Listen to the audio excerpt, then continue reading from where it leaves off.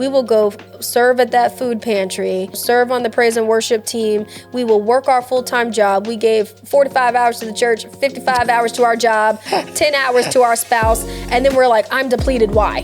Really, self-care is placing boundaries on yourself. Yeah. It is giving yourself the ability to take a break and to say no to yourself. What does it look like for me to just sit in a moment with myself, relax my body?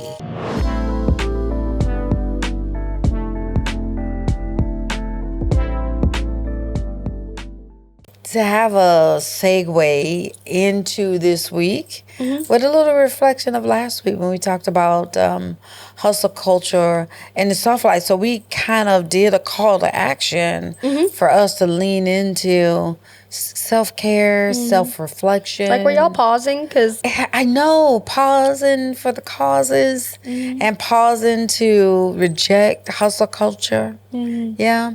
And lean more into what we call the soft life, which is technically self-care. We want to be clear. Yeah. It's not like going to Dubai or Bora Bora. Although it could be. It could. If you want to, I wouldn't want to be in Dubai right now, honestly. But no, I think last week we spent a little bit of time, or we're picking up where we left off, I should say, talking about the difference between hustle culture and the soft life. So, quick rundown: hustle culture, usually driven by fear, really almost more about you trying to live a life that looks really good on paper but doesn't actually feel good internally.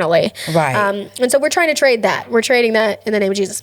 And we're trading that for the soft life, which is really not about laziness, not about not working, but more about working from a place of rest, or working in a way that feels healthy and good while also honoring our stewardship and our mandate to rest. That's the Cliff Notes. Right. You can listen to our part 1 where we talk a little bit more and go a little bit more into depth of what it costs to be stuck in the hustle culture.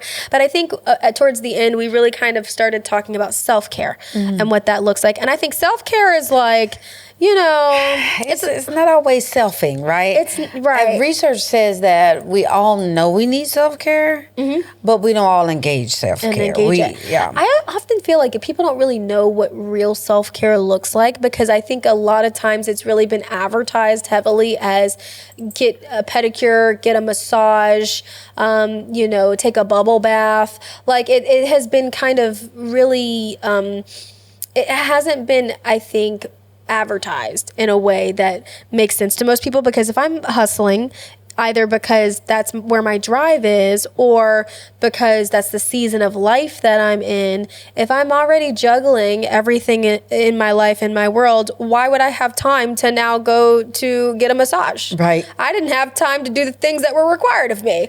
So I think we've kind of, and then also there's cost associated with those things too. So I think we've kind of turned self-care a little bit more into like this, a pampering moment, if you will. Yeah. So I think what we'll look at and talk about today then is how do we move from that, like a superficial, if you will, or surface level. I call it panting through life, meaning I got to do this, I got to pick up the kids, I got to make dinner, I got to sign the papers, I got to call my boss, right? I got to go, I forgot I was going to volunteer.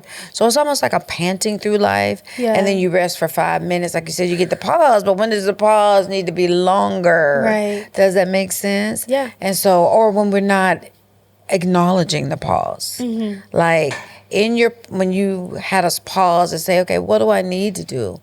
What do I need to look at? Somewhere in that needs to be a restorative factor. Yeah.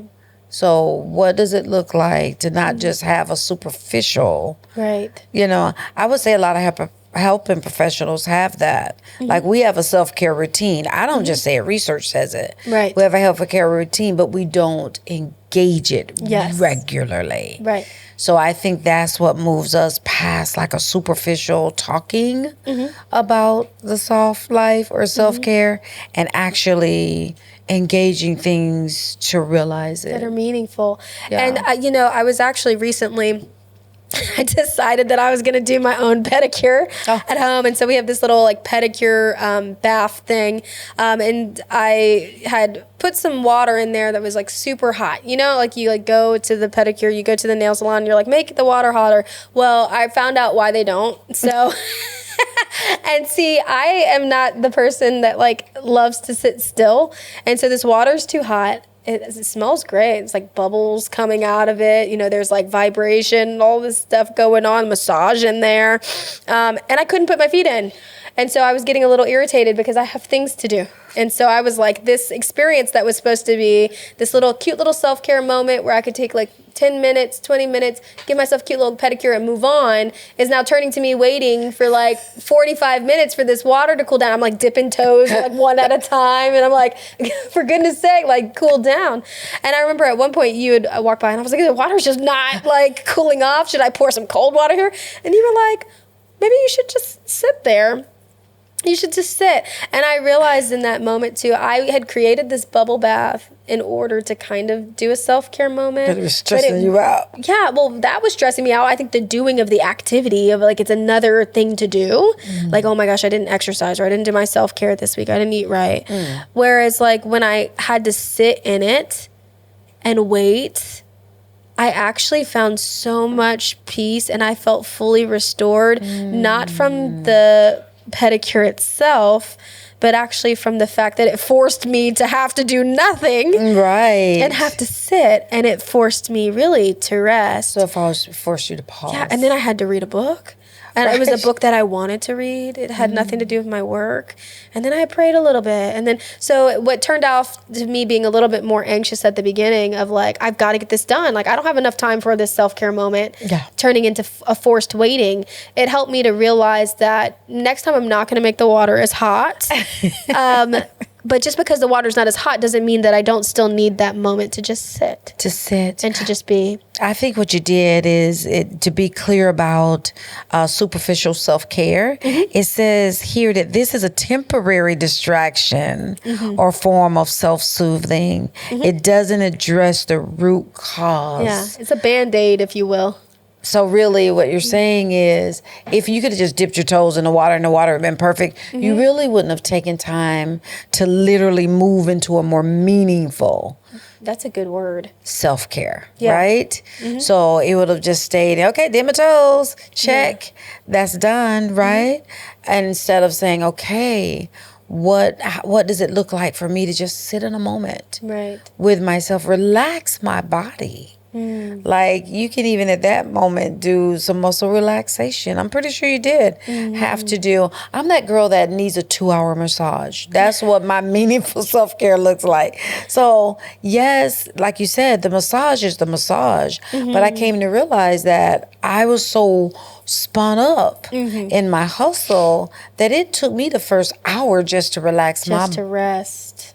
And my masseuse was always like, you're here 2 hours and your body really doesn't relax the last like 15 minutes.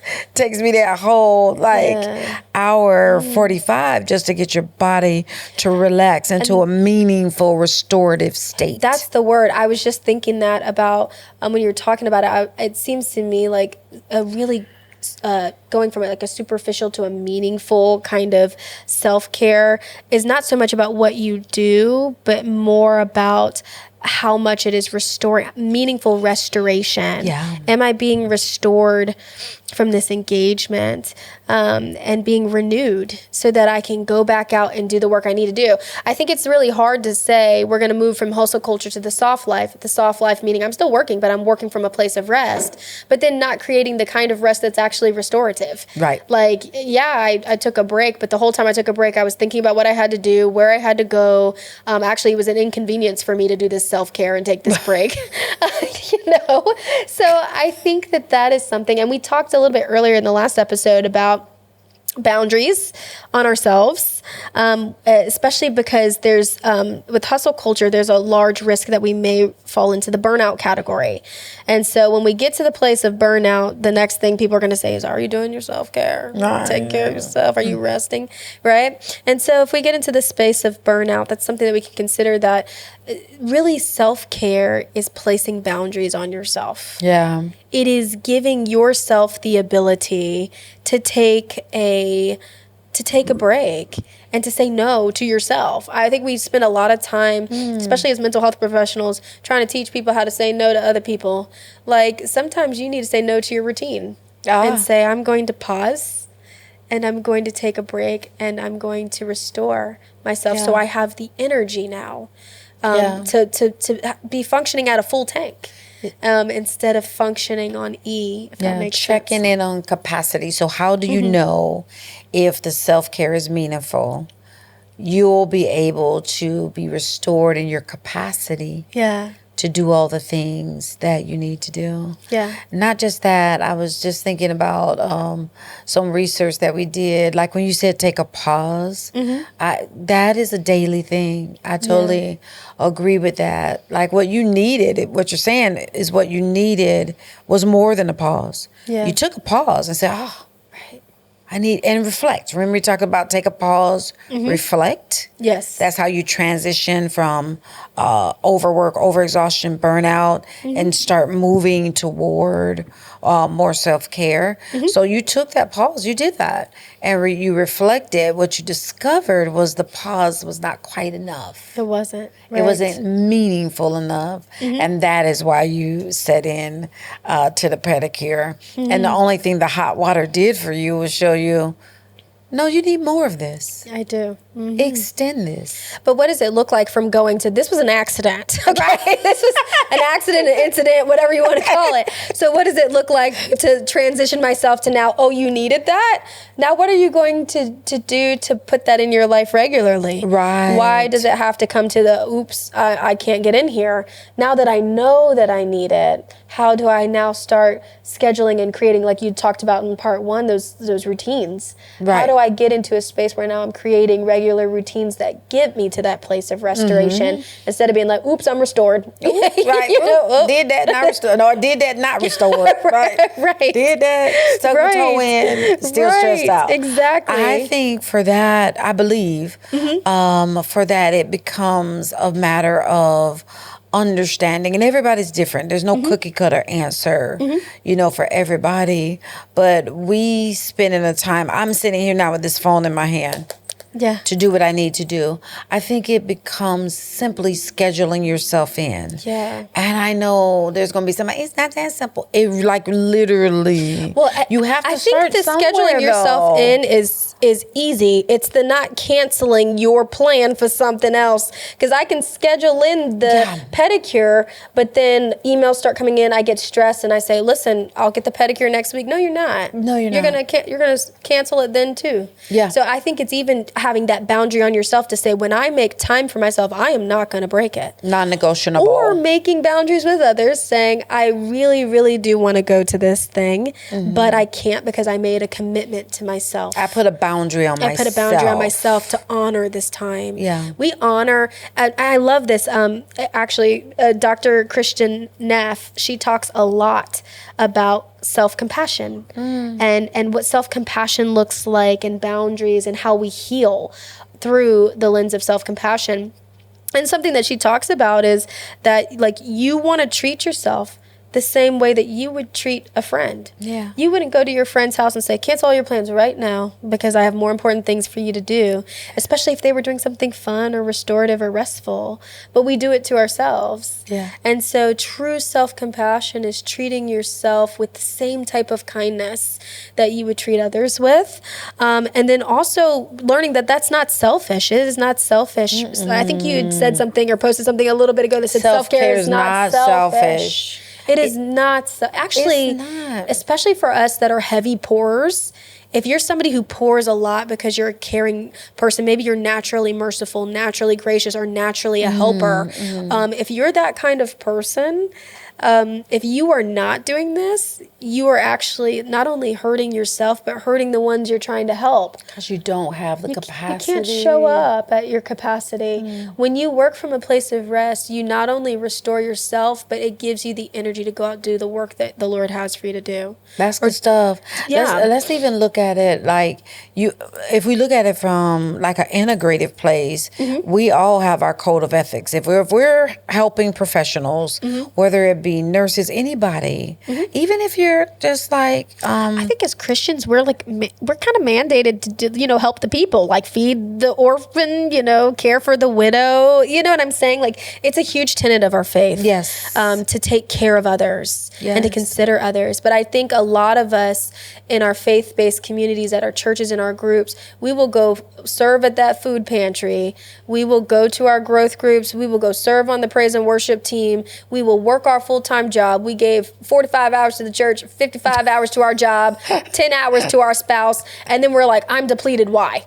You know what I'm saying? I think, and I'm not saying any of those areas is more or less important, but kind of like we talked about in part one when we're talking about pouring those cups, all of these cups can't be full. Yeah. And so sometimes it may look like saying, I'm going to not answer this email so I can enjoy the growth group. Yeah. Or I'm going to go to my growth group tonight, or I might have to skip my growth group tonight because my daughter has a birthday party. A thing to do. And a thing to do, or a game, or, and I think there's this push and pull.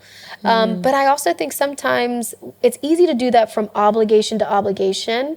But what does it look like to say, I am going to sometimes place a boundary on any of these environments so that I can sit in the pedicure bag. Put more than your toe in. Or not be mad because you can't do your self-care. Because I can't do my self-care. So now I'm missing this or that.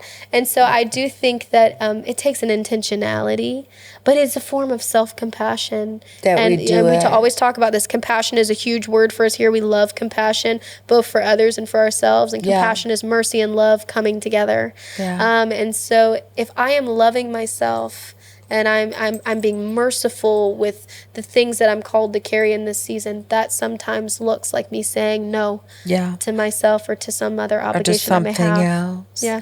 Before we come off time, Yes. I want to make sure that we kind of look at, I was going to just say that we're mandated, a lot of us, under our ethical codes to get rest, to do the thing, but working from a place of rest. When that landed for me, I was looking at the Psalms, 23, and I was reading, I was like, I've read it a lot of times, and okay, I get it. I feel like that's the most common, like, if you know a psalm, you know that one. You know that one. So I was reading it, but a light bulb went off because I kept going back to He maketh me lay down. Okay, He maketh me lay down. I know the Psalms, and we can, like you said, we just say it, right? But I'm a word girl. So what I went and looked at was the word maketh, or to make, right? And it just dawned on me in the moment. I'm like, oh, I don't just have an ethical, professional mandate to rest. I also have, right? I knew. I was like, I said, this is spiritual also one. a spiritual, biblical space. So I was like, I am going to have to learn how to work from that place of rest. And it sounds almost like an oxymoron. How are you going to work and rest? Well, we'll get into that when we go self-compassion, because we need to take a deeper dive into that self-compassion. I do it by working on my internal ambition, my internal stewardship, regulating myself, moving for the right motives and reasons. And that is how I do the things. And I was in some work I was in some work recently, and I discovered that being a doer is great for me. But it's giving that Martha. The hustle culture is giving Martha real bad. It's Martha. It's giving Martha real bad. Terrible. But Jesus was kind to her too. He was like, "It's okay, girl." This laying hand, and he had to call himself away, right? So just in that, I was like, so this is just more than the board of health and professions saying rest so you don't burn out and can care for people appropriately. This is also the grounding of my faith and my spirituality, saying you must work. do it. And so, and I'm going to end with this because I don't want it to turn into a whole sermon series. We got another series. We don't do sermon series. But really, when it says, he maketh me lay down like in green grass. But greater is he that is in me, right? His strength is made perfect in my weakness. So that just says to me that there's going to be times that my capacity is low. Right. And so I am going to have to be intuitive. Yeah. Even discerning. Spiritually, right? Yes. Yep. Should we use the word, right? Yes, both. To know when enough. And it's enough. I am at my capacity. While you were talking about that, there literally have been times where I felt like if I were to slow down my work or stop the responsibilities, that they just simply wouldn't get done. And I can tell you there are times where I've paused, and in that resting space, the Holy Spirit will give me a thought of how to do something or who to talk to or where to go. And then when you get back into the work, those gaps are closed for you. Yeah. And I think sometimes we try to outwork the Lord. We'd be praying and trying to trust it to him. Right. Lord, we need this. I need my business to grow. I need my family to thrive. We're praying these things. Yeah. And then we're just working and striving and we don't even allow for him to give us wisdom. So sometimes when you rest, it gives you an opportunity to get new strategy too. And gives you an opportunity to really hear. Because I can't hear if I'm busy. Like when we were talking about Martha, if I'm doing, and not just taking a minute to rest. A pause. Worship, to pause, a holy pause. A holy pause. If I'm not taking a second.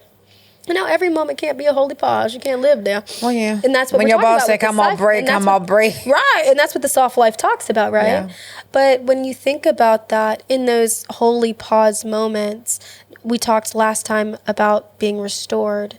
Not only are you restored in energy and vitality physically and in your mind, which is what we talked about last time, maybe reduction of anxiety, depression, things like that, but you're also restored in your spirit and your ability to endure and to keep going and to have perseverance to handle the things that the Lord has given you to handle in this season. I love that. Or that life has given you to handle. We've got some conversations surrounding capacity and compassion that we're going to have coming up. We've come up time for this particular episode, but I do want to get down into how healing comes from a place of self-compassion and then loop in boundaries with that. And so that's a deeper conversation.